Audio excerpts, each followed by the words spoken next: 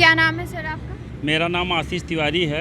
मैं अयोध्या ज़िले का रहने वाला हूँ और बीकापुर विधानसभा जी मेरा। जी। तो सर आप कौन सी पार्टी को सपोर्ट करते हैं? देखिए, हम अयोध्यावासी हैं और बहुत दिनों से मंदिर के लिए संघर्ष किए हैं। तो बेसिकली तो हम लोग बीजेपी से लीड कर रहे थे, लेकिन जो मेरा मौजूदा विधायक है, उसकी माता जी श्री शोभा सिंह चौहान विधायक रही हैं हमारे यहाँ से। अब की बार उनका लड़का अमित सिंह चौहान टिकट पाया हुआ है, लेकिन उनकी जो राजनीति है, गांव के, गली के, मोहल्ले के आपसी भाइयों को लड़ाना, एक दूसरे को आपस में लड़ा के एक पार्टी को पकड़ लेना, इसलिए हम लोग तो बीजेपी के होते हुए भी उसको वोट नहीं देना चाह रहे हैं बीकापुर विधानसभा से। और यही स्थिति हर विधानसभा में है। जो मौजूदा विधायक हैं, उन लोगों ने आपस में भाइयों में इतना लड़ाया है, जात पात को लड़ाया है, बावन में ठाकुर पे लड़ा दिया है, ठाकुर बावन से लड़ा दिया है। इसलिए जो बीजेपी की नीति है, ब्राह्मण, सबसे ज़्यादा ब्राह्मण इस पंचवर्षीय में प्रताड़ित किए गए हैं। मैं भी एक ब्राह्मण हूँ और मैं बीकापुर विधानसभा के विधायक द्वारा जो मौजूदा विधायक हैं, उनके पुत्र द्वारा प्रताड़ित किया गया हूँ। इसलिए हम भाजपा का ना होते हुए उनको वोट नहीं करूँगा, होते हुए भी वोट नहीं करूँगा। उसमें सबसे बड़ा एक रीज़न ये है कि हमारी विधानसभा में सबसे ज़्यादा परेशान किया गया ब्राह्मण, और उस विधानसभा में सबसे ज़्यादा ब्राह्मण वोटर हैं।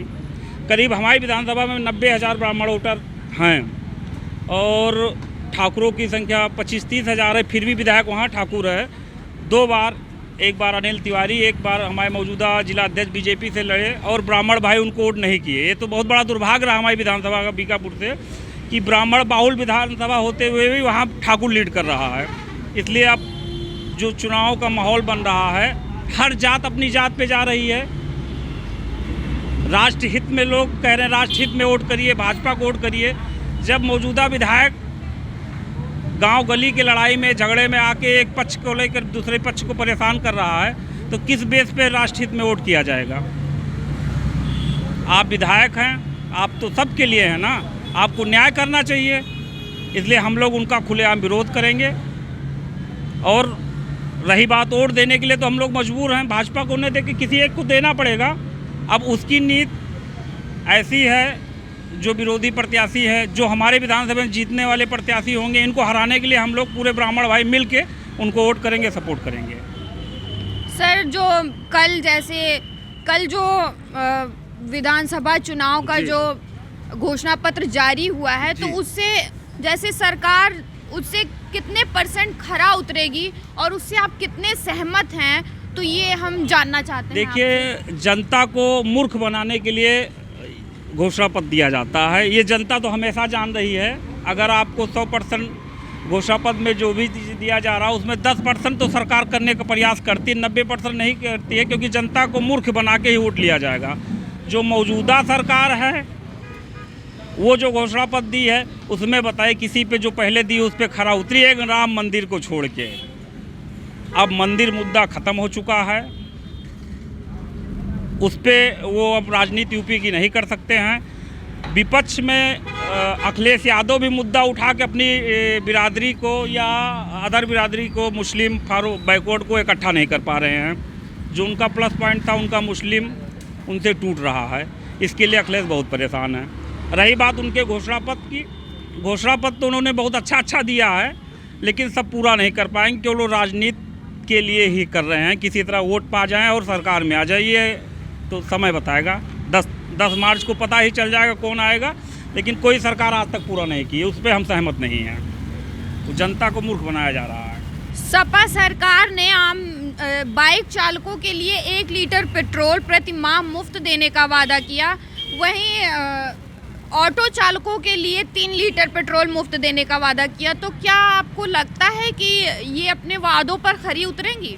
हमको तो लगता है यूपी उत्तर प्रदेश में इतनी बाइक है कि अखिलेश बिक जाएंगे, लेकिन बाइक चालकों को, ऑटो चालकों को तेल नहीं दे पाएंगे।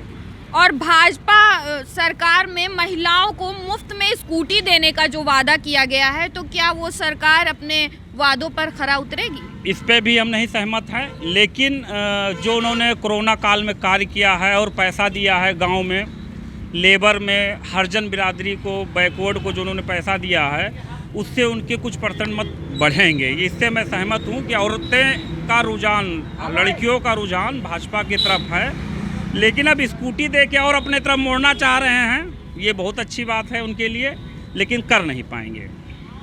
किसान लोग, जो गन्ना किसान लोग हैं, वो अपने भुगतान को लेकर बहुत परेशानियां उठा चुके हैं। तो सरकार ने अपने घोषणा पत्र में, भाजपा का कहना है कि वह 14 दिन के अंदर भुगतान होने में देरी होने पर ब्याज सहित उनका भुगतान करेगी। वहीं सपा का कहना है कि वह 15 दिन में भुगतान करेगी गन्ना किसानों का। तो इस पर आप क्या कहना चाहेंगे? देखिए, इलेक्शन टाइम है, इस समय तो पैसा बहुत समय से मिल रहा है और आगे मिलेगा इसकी कोई गारंटी नहीं है। ये तो मूर्ख बनाने के लिए जो एक किसान मुद्दा चला, बहुत दिनों तक धरना चला, जिससे किसान नाराज़ हैं, मध्यवर्गीय किसान परिवार इनसे नाराज़ है, इसको मनाने के लिए उनको लालीपाप दिया जा रहा है, उस पर भी वो कर नहीं पाएंगे।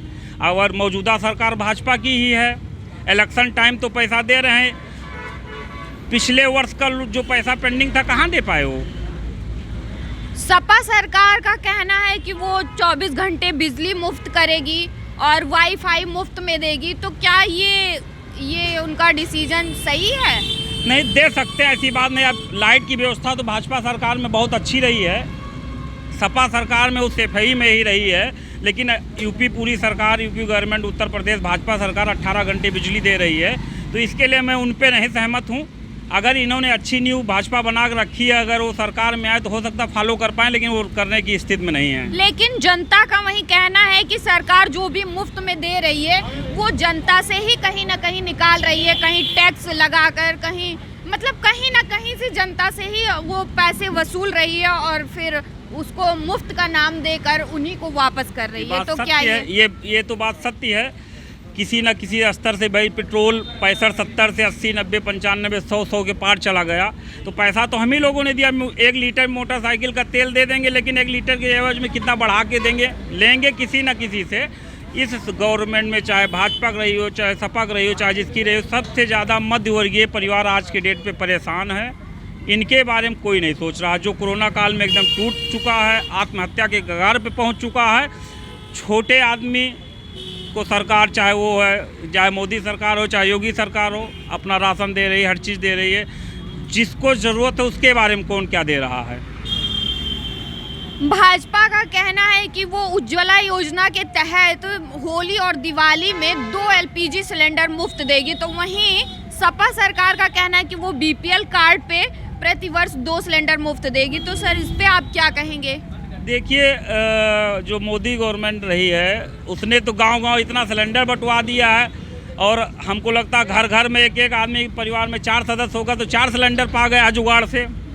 और जो वो आज अपने पैसे तो भरा नहीं पा रहा। हाँ, ये है मुफ्त में मिल जाएगा तो योगी जी, मोदी जी का दिया हुआ सिलेंडर गरीबों के यहाँ भर जाएगा।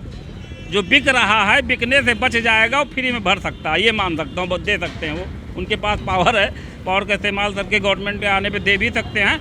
लेकिन ठीक है, जो उनका सिलेंडर गरीबों को भर नहीं जा रहा है, इनके सहयोग से भर जाएगा, दे सकते हैं, इस पर हम सहमत हैं। तो ये चुनाव को मतलब देखते हुए आपको क्या लगता है कि कौन सी सरकार के आने का मतलब? देखिए, जो जनता तो 50% पे टिकी है और कंफ्यूज हो चुकी है। आज के डेट पे जो मध्यवर्गीय परिवार है, जिससे हम भी आते हैं, हम लोग डिसीजन नहीं दे पा रहे हैं हम लोग किसको वोट करें। अगर केंद्र सरकार को देखते हैं, देश को देखते हैं, तो मन कहता है कि भाजपा को करें, लेकिन भाजपा के लोग सरकार में, शासन में आने के बाद ब्राह्मणों का इतना उत्पीड़न कर रहे हैं, इतना परेशान कर रहे हैं, तो हम किसको वोट करें? हम लोग डिसाइड ही नहीं कर पा रहे हैं कि वोट किसको किया जाए। मन तो देश के हित में बीजेपी को ही रहा है, तन मन सब रहा है। अयोध्यावासी हूँ, हमारे ज़िले में भव्य मंदिर निर्माण हो रहा है जो भाजपा ही करा रही है, लेकिन हम अपने विधायक द्वारा इतना प्रताड़ित हो चुके हैं, जो टिकट पा चुके हैं, हम कैसे उनको वोट करें? तो अभी तो मेरा ओपिनियन है, जो कन्फ्यूजन में हम लोग करें तो क्या करें। एक ऑप्शन हमारे देश में जो नोटा चल रहा है, वो हो सकता है कि उसकी संख्या बढ़ जाए, उसको वोट देने वालों की संख्या बढ़ सकती है नोटा की। चलिए, धन्यवाद सर। Thank you ma'am.